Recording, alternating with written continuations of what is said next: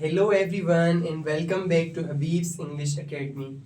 Today our topic is socialism. आज का हमारा टॉपिक है socialism और इस पूरे प्रोसेस को socialism को हम अच्छे तरीके से समझेंगे कि क्या होता है. इससे पहले हम एक और कंसेप्ट सीख कर रहे हैं जो है कैपिटलिज्म का कंसेप्ट. कैपिटलिज्म में क्या होता है कि लोग अपनी सरमायाकारी इन्वेस्टमेंट करते हैं और उससे प्रॉफिट कमाते हैं, प्रॉफिट अर्न करते हैं और फिर वही अपने बिजनेस में लगाते हैं ताकि अपने बिजनेस को ग्रो कर सकें. अभी आज का हमारा टॉपिक है सोशलिज्म. सोशलिज्म क्या है? सोशलिज्म की थ्योरी और इसका इम्पोर्टेंट शख्स था कार्ल मार्क्स, जिसने सोशलिज्म की थ्योरी दी और इसमें इम्पोर्टेंट नाम है कार्ल मार्क्स का. Introduction. Socialism is an economic and social system where the means of production, distribution and exchange are owned by the community as a whole.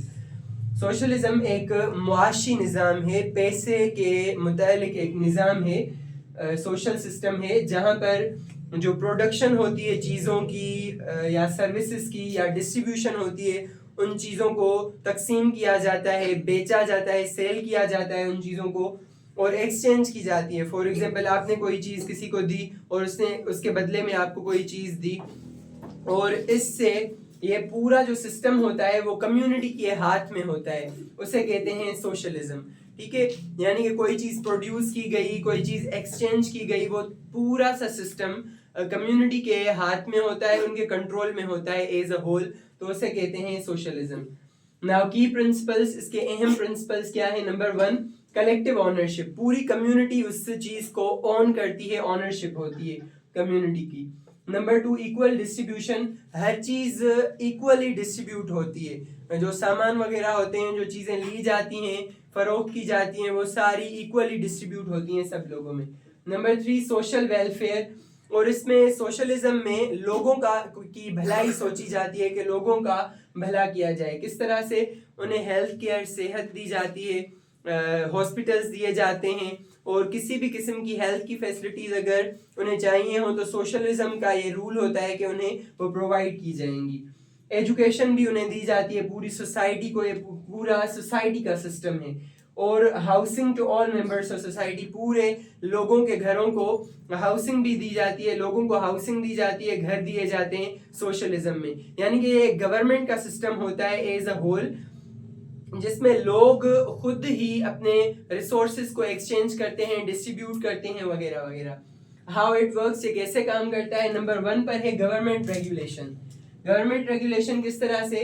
The government plays a role in regulating industries and resources to ensure they serve the public interest.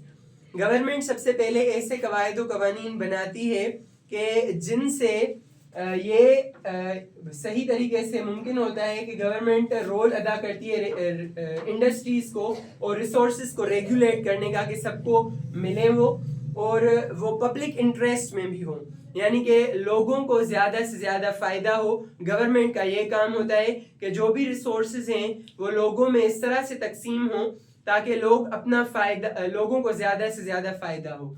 Number 2, public services. Socialism में public services होती हैं, essential services like health care. लोगों को services दी जाती हैं, खिदमात दी जाती हैं, जैसे हेल्थ केयर का निज़ाम. Education are provided. एजुकेशन है, हेल्थ केयर है, हाउसिंग है, ये तमाम चीज़ें लोगों को प्रोवाइड की जाती हैं. Number 3, cooperative businesses.